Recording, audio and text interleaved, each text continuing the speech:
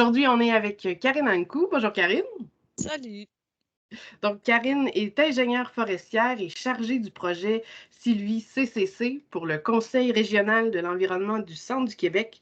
Alors, avec toi, on va parler changement climatique. Oui, merci Marie-Claude. C'est mon tour, c'est ma capsule. Je vais essayer de brosser un portrait large, mais de plus en plus précis sur les effets des changements climatiques au centre du Québec, mais dans le cadre du projet.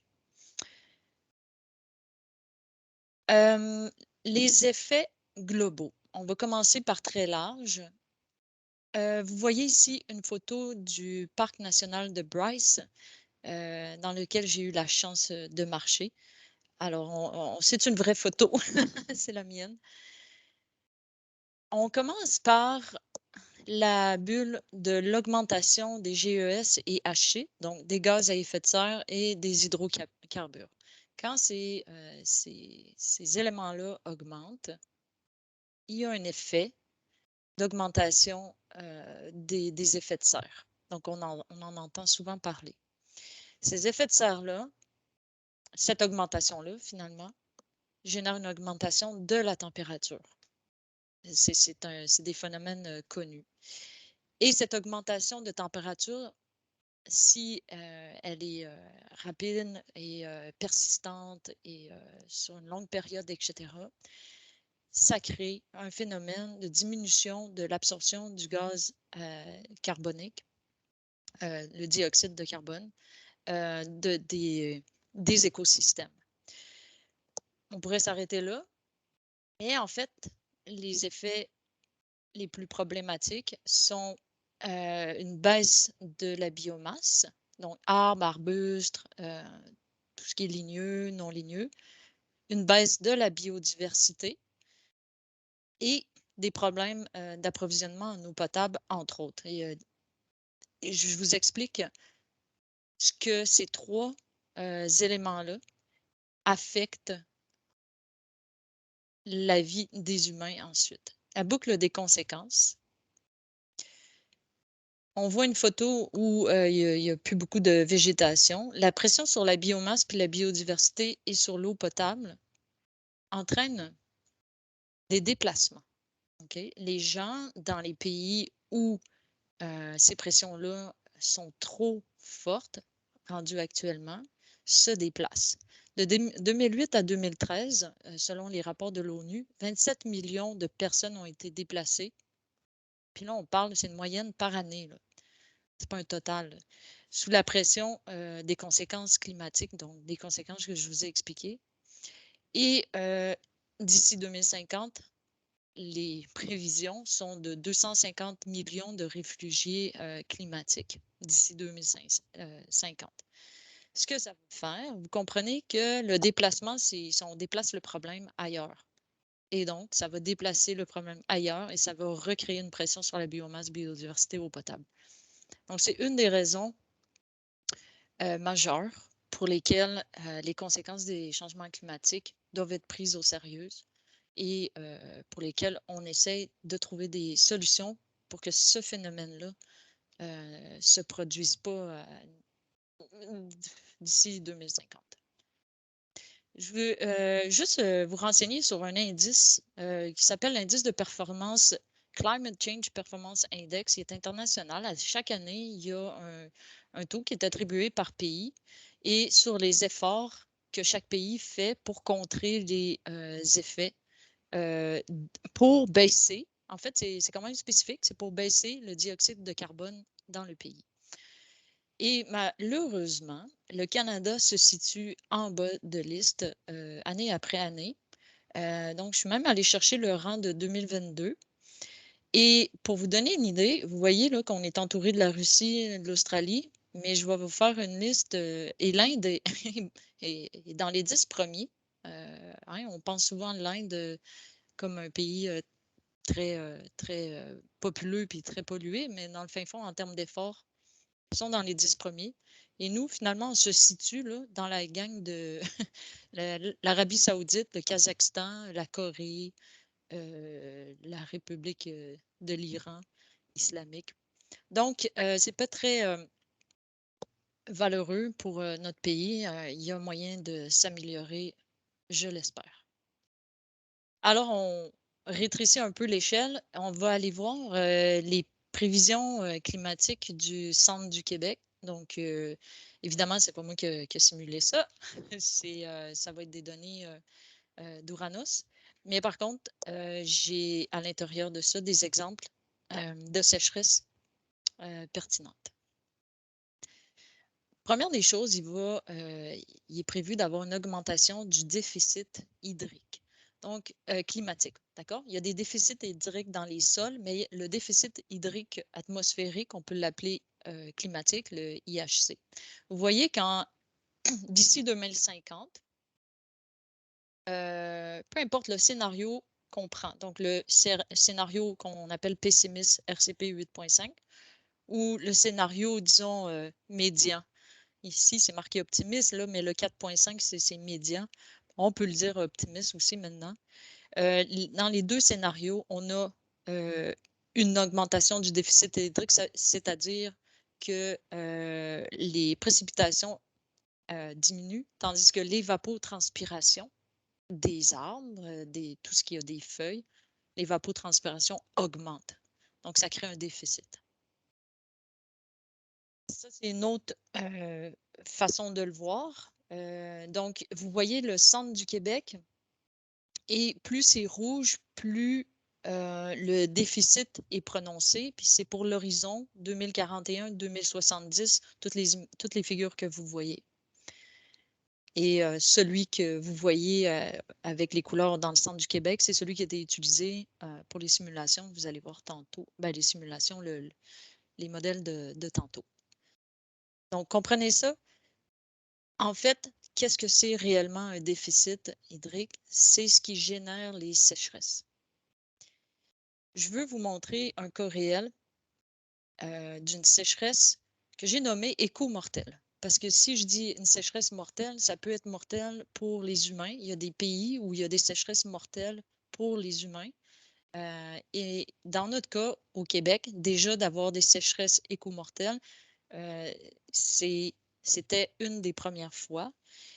Et la photo que vous voyez, c'est dans le parc de la Gatineau.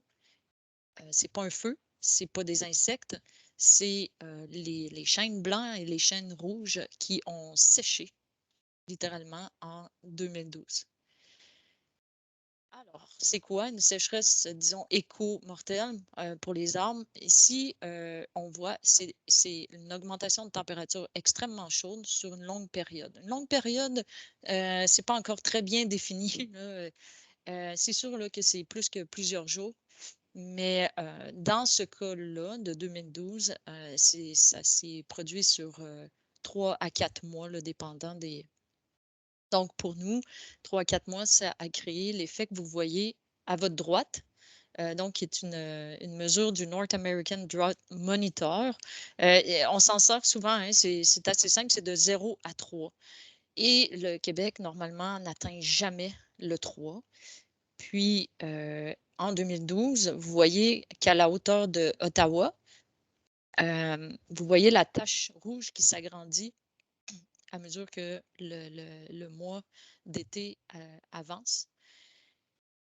2012 est aussi l'année où, aux États-Unis, sont rencontrées la pire sécheresse enregistrée. Donc, vous voyez du côté gauche, il y a un cercle sur cette année-là, d'accord?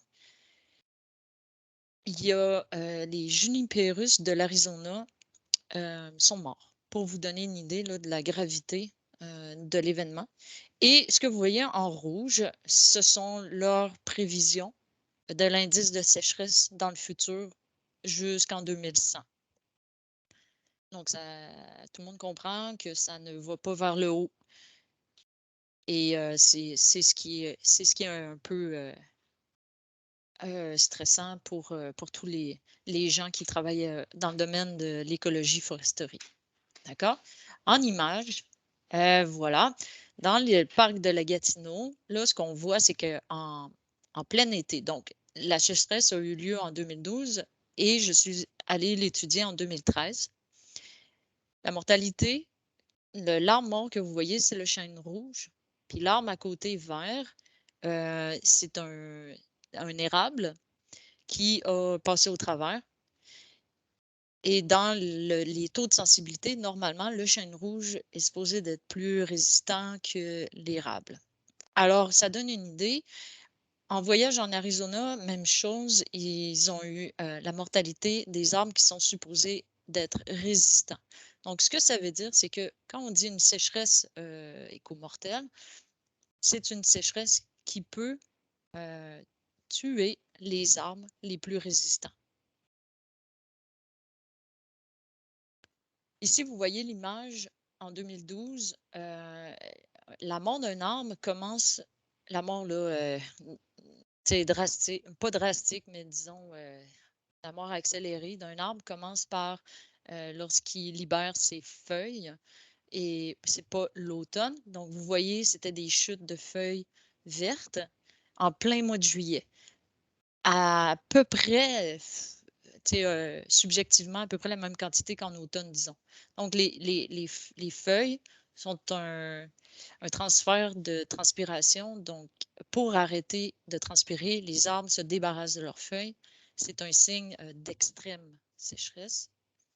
Et vous voyez dans mes graphiques ici un taux de mortalité standard, là, disons, là, très grosso modo, là, disons, c'est entre 2 et 4 dans une forêt standard. Mais en 2013, donc l'année après la sécheresse, le taux de mortalité normalisé était d'environ presque 12 Ce que ça veut dire, on y va un petit peu plus en détail. On va commencer par la droite en haut, au stade futet, donc les arbres matures, là. Les arbres qui sont en place depuis des lustres. Il y a des chênes blancs au parc de la Gatineau sur l'escarpement qui ont plus de 100 ans.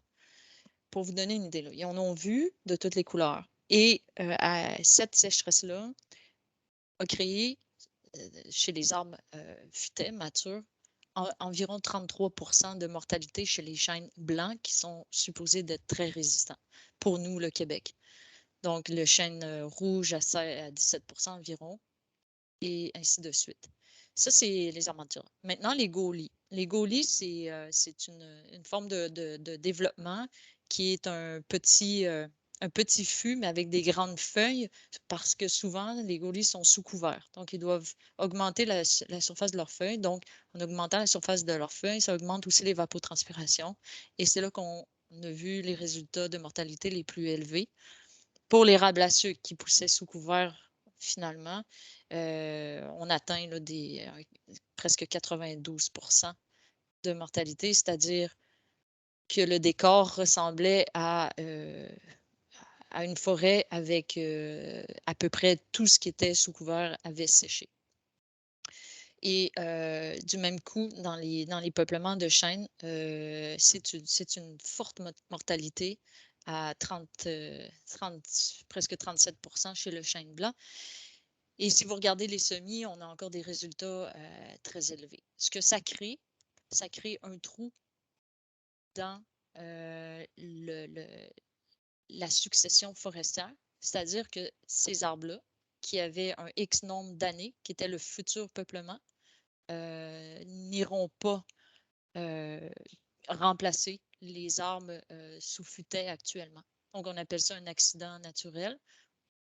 Mais vous comprenez que aussi, ça va créer de la place pour des envahissements d'autres espèces, lesquelles on ne sait pas encore. Est-ce que c'est les espèces désirées, indésirées, comme on dit en foresterie? Est-ce que ça va être des espèces envahissantes? Donc, ça laisse la place à énormément d'incertitudes. J'espère que ça aide à comprendre. En partant du déficit hydrique, l'augmentation du déficit hydrique climatique ou même de sol, qu'est-ce que c'est une sécheresse écomortelle? Donc, on revient au centre du Québec. Quelques résultats. Il va y avoir, il est prévu d'avoir une augmentation de 7 à 32 jours de température extrême. Température extrême, c'est au-dessus de 30 degrés Celsius. On les appelle les, les journées. Comment, comment déjà, Marie-Claude, c'est les. Les coups de Une, chaleur, là, une hein? canicule. La canicule, exactement. Donc, on voit aussi là, qu'il y a une partie du centre du Québec qui va être plus chaude que l'autre partie. Donc, les Appalaches devraient être un peu plus fraîches, avoir des températures un peu plus fraîches que la frontière avec la Montérégie. L'enneigement va diminuer aussi. Et puis, de 21 à 79 jours, là, selon où on peut se situer dans le centre du Québec.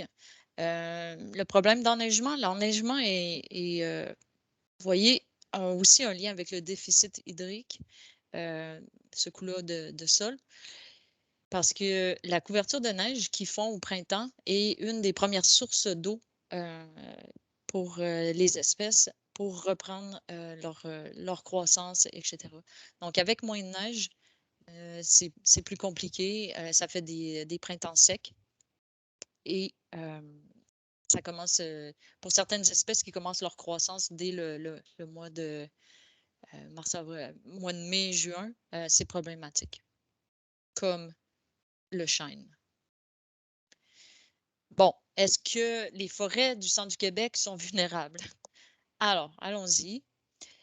Pour savoir s'ils sont vulnérables, vous avez vu la capsule d'Isabelle Aubin. Donc, il y a certains paramètres, l'exposition du terrain, adaptation des peuplements, la sensibilité des espèces et l'exposition du climat. J'ai travaillé au sein de l'Agence forestière des Bois-Francs à créer un modèle géomatique avec Rosemary Léger pour mettre du contenu dans ces indices-là et sortir des cartes pour ensuite, avec l'agencement des cartes, trouver ce point de vulnérabilité, ce point de résilience et le fameux déclin prématuré que j'ai appelé, qui est la combinaison des quatre indices que vous voyez présentement. Tout est expliqué dans le guide sylvicole tome 1. Donc, je ne rentre pas dans les détails aujourd'hui. Le résultat final par rapport au déclin prématuré nous donne ce visuel-là qui, en fait, au niveau statistique, indique qu'à peu près un tiers de la forêt a un niveau de risque de déclin de urgent à très élevé. Donc, urgent, c'est vraiment le rouge foncé et le très élevé, c'est le orange très foncé. On voit aussi que c'est pas réparti de façon, c'est pas équilibré, là. Ça dépend de l'endroit où on se situe sur le territoire. En gros, ce que ça indique aussi, c'est que les groupements d'essence d'érablières rouges qui sont dominants dans notre territoire sont les plus à risque. Donc, c'est ceux qui sont le plus présents sur les territoires, mais aussi les plus à risque. En les transformant sous l'entité sylvicole, on peut voir que c'est les érablières rouges sur sable avec un drainage subhydrique. Donc, ce qui est particulier, parce que le drainage subhydrique, c'est quand même un drainage qui retient normalement l'eau, mais c'est ce qui est décelé dans les statistiques. Tandis que les peuplements d'érablières, les érablières à sucre, pessières sapinières, s'en sortent relativement bien.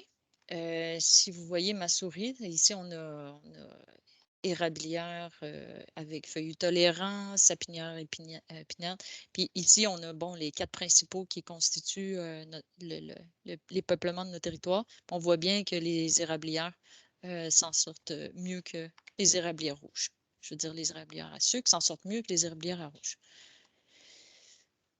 Fait que c'était l'analyse plutôt forestière. Maintenant, on va se concentrer, on descend encore l'échelle et on va aller vers les noyaux de conservation dont Marie-Christine a expliqué là, dans sa capsule.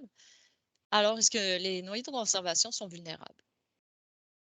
Fait que vous voyez la carte. Donc, on reprend le déclin prématuré en fond et on rajoute les noyaux de conservation du CREC sur le dessus pour un total de 21. Vous voyez le graphique à côté, il vous indique les 5 noyaux les 5 noyaux où il y a une superficie de 30% et plus avec un niveau de risque de déclin urgent et très élevé, donc très rouge et très orangé. Donc, ceux-ci, vous les voyez là, apparaître dans les cercles. Donc, ce sont les 5 noyaux les plus à risque. Ça veut dire, on prend l'exemple du noyau 15, donc le noyau 15 qui se situe ici. Ça veut dire que la plupart des peuplements qui le constituent sont en zone urgente, de risque urgent et très élevé. Vous voyez, dans le noyau 15, c'est quand même particulier. Il y a des peuplements d'érablières, des peuplements d'érable à sucre, mais aussi des peuplements d'érable rouge, bien sûr, parce qu'il y en a partout au centre du Québec, mais l'érablière à sucre est à risque. Donc, quand on met un filtre encore plus spécifique, on se rend compte que oui, les érablières à sucre sont moins à risque, mais si on focalise sur certains endroits, comme celui-là, le noyau 15, on voit que l'érablière à sucre, ici, dans ce cas-là, est à risque. La prucheraie, la sapinière, un peu moins. Allons voir le noyau 14. Le noyau 14, c'est la forêt de Drummond. Donc, en gros, il n'y a pas d'érablières à sucre. Il n'y a pas de peuplement majeur d'érablières à sucre. Donc, on voit les regroupements d'érablières rouges qui sont très à risque de déclin. Il y a un peu de plantation et les prucheraies qui sont à risque aussi. Donc, c'est cette analyse-là qui nous permet de réfléchir à des solutions sylvicoles prochainement dans le projet. Je veux juste vous montrer des noyaux plus positifs. Donc, on a le 4 et le 19. Allons les voir. 4 et 19. On voit beaucoup plus de vert. On voit une distribution là, une diversité de regroupements d'essence plus large. Donc, les érablières à sucre, les érablières rouges, paissières, on voit des plantations. Dans le cas ici, on voit la sapinière. C'est relativement, déclin, à risque de déclin faible. Donc c'est positif, c'est engageant. Il va probablement avoir beaucoup moins d'efforts à faire au niveau sylvicole pour conserver ce noyau. Et ici, on va au noyau 4. On est dans un noyau qui est un peu mitoyen. Donc, on n'a pas d'extrême, soit d'extrême urgence ou soit d'extrême très, très faible risque. On est un peu dans le centre, qui est la couleur jaune, rouge, rouge pâle. C'est un peu un sac à surprise. On ne peut pas vraiment prévoir de quel côté pourra aller ce noyau en termes de peuplement. Il n'est pas très à risque, mais il n'est pas totalement non plus safe. Donc, j'espère que ça vous donne une belle idée là, du travail en cours. Et mon slogan qui tourne comme une musique dans ma tête, c'est toujours que les solutions, si les solutions venaient de tous et de nous toutes. C'est-à-dire que je considère que c'est un casse-tête tellement complexe pour plusieurs années que la responsabilité nous revient à chacun et à chacune un pas à la fois, selon nos compétences. Et la mise en place du comité de Sylvie CCC. Vous pouvez voir la fiche sur le site web du CREC là, qui est à droite. Actuellement, dans les réalisations qu'on a fait, on a pris connaissance des perceptions des partenaires. On est en train de prendre connaissance des besoins des conseillers forestiers, des conseillers ou intervenants en forêt en matière de changement climatique. On fait du transfert de connaissances, entre autres par ces capsules. Et on a mis en place 3, entre guillemets, sous-comités, très inclusifs, puis emboîtés de façon efficace. Et, je rajoute collaboratif, C'est hyper dynamique. Et on est en train d'établir des priorités de réflexion en fonction du portrait du territoire, donc un peu ce que je vous ai présenté là, avec les statistiques. On s'enligne pour des conférences et on produit actuellement les capsules vidéo pour mettre tout le monde au même niveau de connaissance. Je vous remercie beaucoup de votre écoute.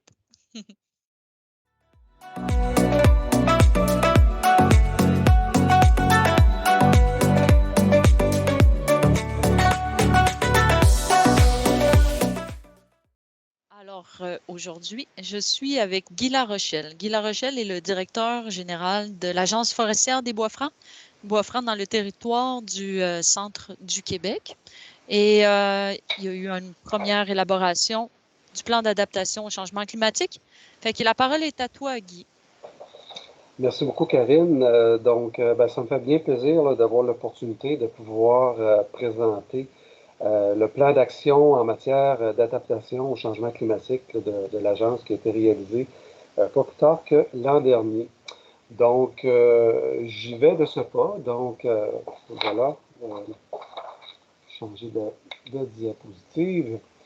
Donc, une légère mise en contexte. En 2021, l'Agence forestière des Bois-Francs a réalisé un guide sylvicole d'adaptation au changement climatique des forêts privées du centre du Québec. Donc, dans ces préoccupations de changement climatique qui sont très grandissantes, il devenait comme un incontournable de réaliser cet important exercice. Ce document-là, comme vous voyez à l'écran, la page couverture, il fait quand même un très, très bon portrait de l'analyse de vulnérabilité des peuplements forestiers, une analyse de la résilience des peuplements, une analyse aussi des déclins prématurés des paysages et finalement un plan d'action qui est quand même, vous allez voir, qui est quand même assez simple, mais avec quand même un certain degré audacieux, si je peux m'exprimer de cette façon-là. Donc, on poursuit. Peut-être faire un petit lien rapide avec notre plan de protection et de mise en valeur, ce qu'on appelle là, dans notre jargon le fameux PPMV. Donc, le PPMV que l'agence a élaboré, qui a été déposé en 2015, donc qui comporte 17 valeurs qui sont liées à l'environnement, l'économie et la société.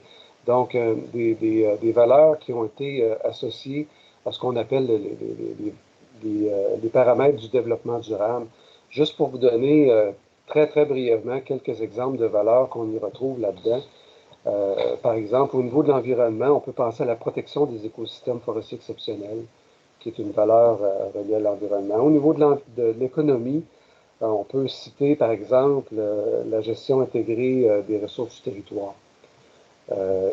Finalement, au niveau de la société, on parle de l'implication des propriétaires forestiers dans la mise en valeur des boisiers privés. Donc, c'est des exemples de valeurs qui sont composées, qui sont incluses dans le PPMV. Et au niveau des changements climatiques, il y a 7 valeurs qui ressortent de façon plus particulière, qui sont associées à l'élaboration du guide sylvicole qui a été réalisé. On retrouve dans les 7 valeurs la conservation des milieux humides, le maintien et le rétablissement de la biodiversité, la santé des forêts, la mise en valeur des peuplements à dominance feuillue, l'intensification de l'aménagement forestier durable, la valorisation de l'aménagement forestier durable et finalement la création d'une culture forestière régionale. On parle d'une culture, la culture des gens, bien évidemment. C'est pas la culture des arbres. Les arbres, on y voit autrement. Donc, vous voyez un peu à l'écran les pages couverture des 3 tomes qui composent actuellement l'actuel PPMV qui est en vigueur. Maintenant, j'en arrive plus spécifiquement au plan d'action en matière d'adaptation au changement climatique, le but de la présente présentation. Donc, ce plan-là, comme vous voyez, il est très, très simple, mais très audacieux, vous allez voir. Donc, le plan est constitué d'une seule orientation, mais une bonne orientation spécifique, Et cette orientation spécifique-là, elle est sous-tendue par 3 axes d'intervention prioritaires qui, eux, ces axes-là sont structurés par des objectifs d'adaptation avec des actions spécifiques, puis une certaine priorisation qui en a été fait de façon à structurer notre bon plan d'action.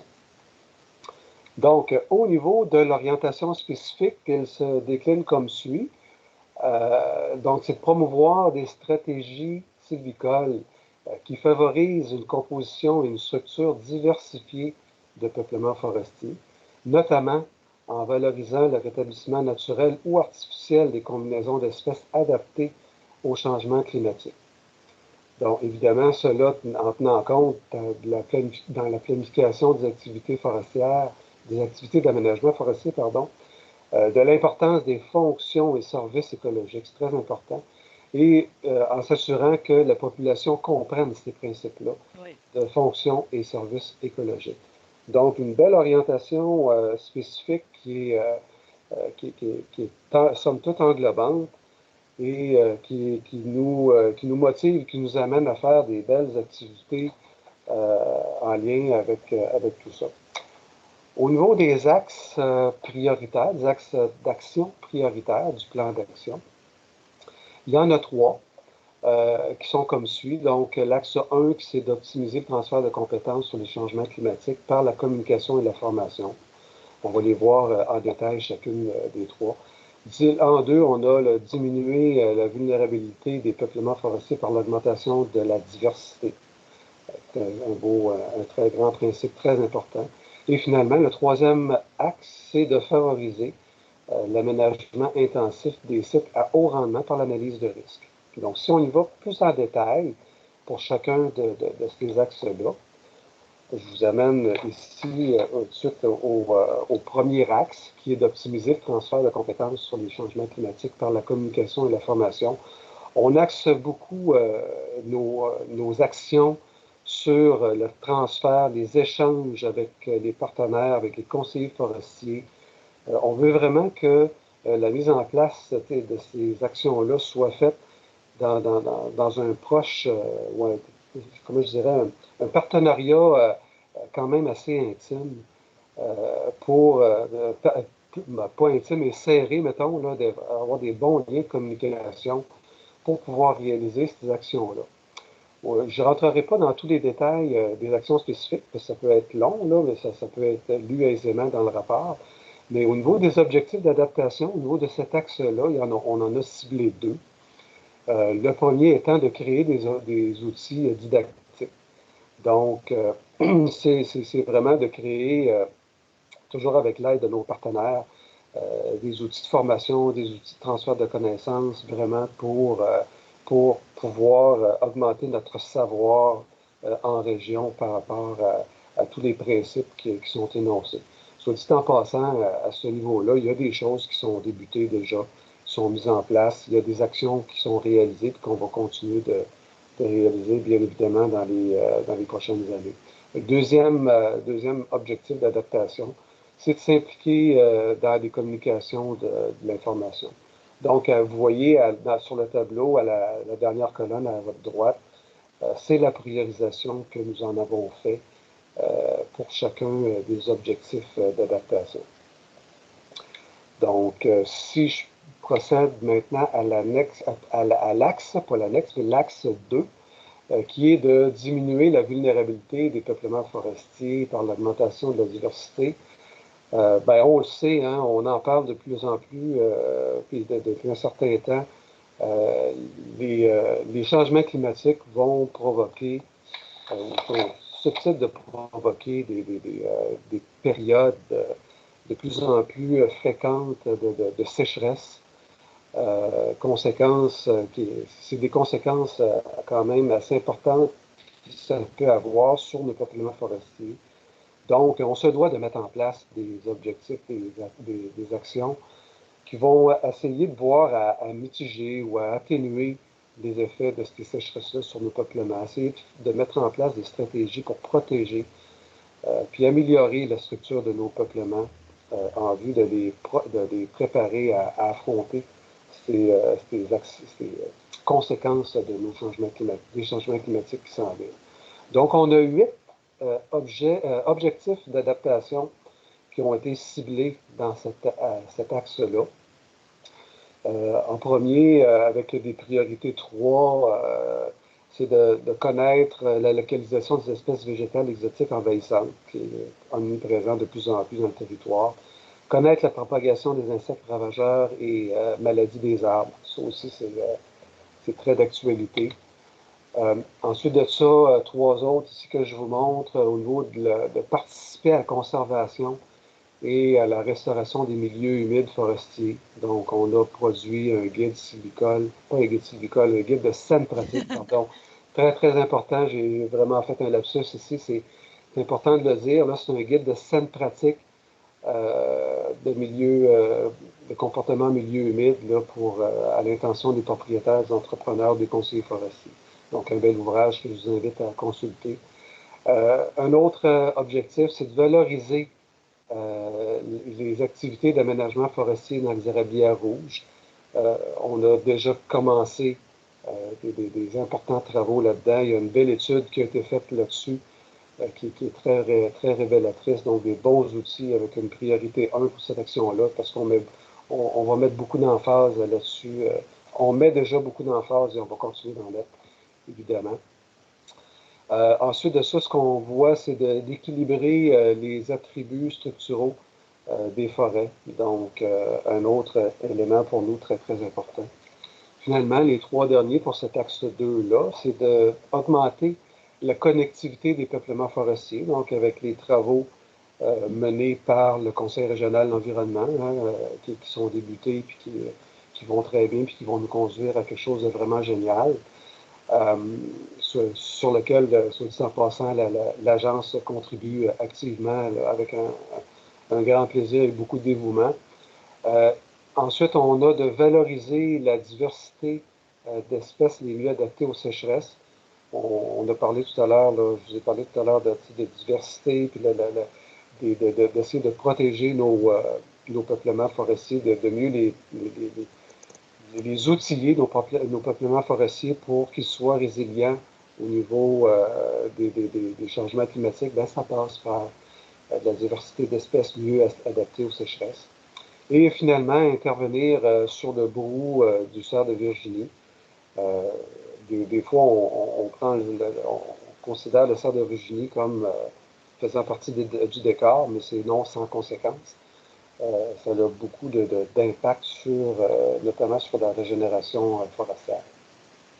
Donc voilà pour le deuxième axe. Et finalement, pour le troisième et dernier axe de notre plan d'action, c'est de favoriser un aménagement intensif des sites à haut rendement par l'analyse de risque.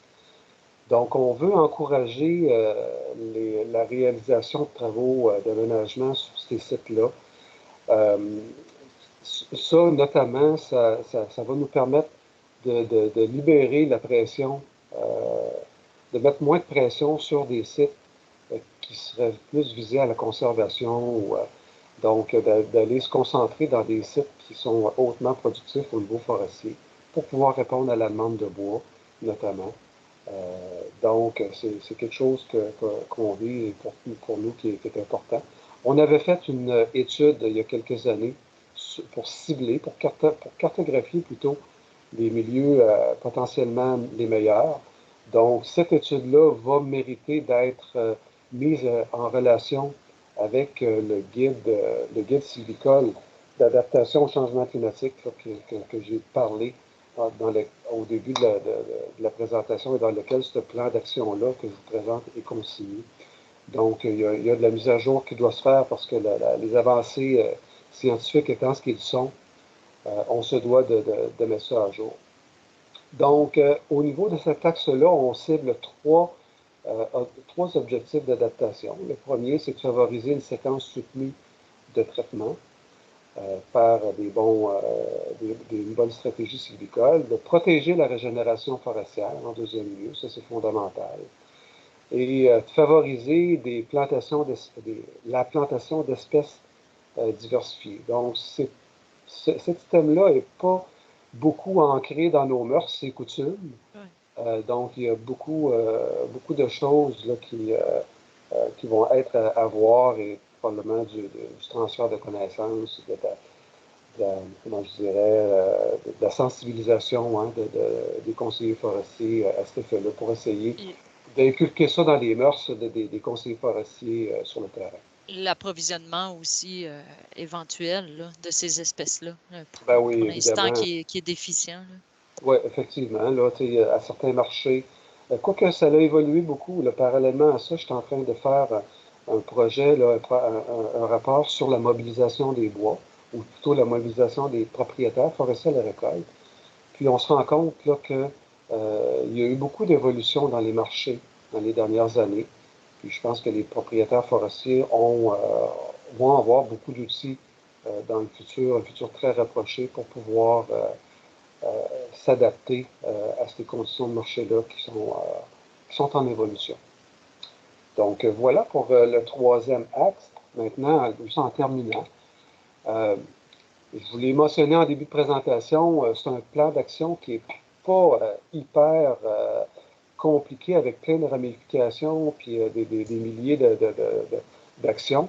On l'a voulu simple, mais audacieux, comme je l'ai mentionné, parce qu'on voulait un plan d'action qui est réalisable et qui va se réaliser. Et quand des fois on tombe dans le piège de produire des plans d'action qui sont extrêmement complexes, bien, on s'y perd, puis finalement, bien, on les réalise peu ou pas. Donc, ce n'est pas l'intention qu'on cultivait avec ça. Donc, c'est pour ça qu'on est allé avec quelque chose de vraiment succinct. Plan d'action qui va être mis en œuvre notamment par l'application des programmes d'aide. Donc, il y a des travaux qui vont se faire par les conseillers forestiers et on compte beaucoup sur le programme d'aide. Essayer de l'adapter le plus possible dans la mesure de ce qu'on peut l'adapter parce que c'est un programme d'aide qui est maintenant rendu provincial. Mais on a quand même une certaine marge de manœuvre pour pouvoir réaliser certaines petites choses localement puis de l'adapter. Et le dernier item qui est vraiment un élément très important pour nous là, à l'agence, c'est la collaboration avec les partenaires régionaux. Le plan d'action que je viens ne pourra pas se faire si les partenaires régionaux ne se l'approprient pas. Donc, il faut vraiment que tout le monde y mette du sien parce qu'il y a des actions qui seront pas réalisées par l'agence comme telle. Ils vont être réalisés par exemple, le Conseil régional de l'environnement au niveau de la connectivité, l'adaptation sylvicole, le changement climatique versus la connectivité, qui est vraiment un enjeu majeur dans la région. Fait qu'on voit que ça dépasse toutes les compétences de l'agence. Il faut miser sur la compétence, l'expertise de nos partenaires régionaux, qu'ils soient forestiers ou pas forestiers, mais connectés au réseau de la forestière.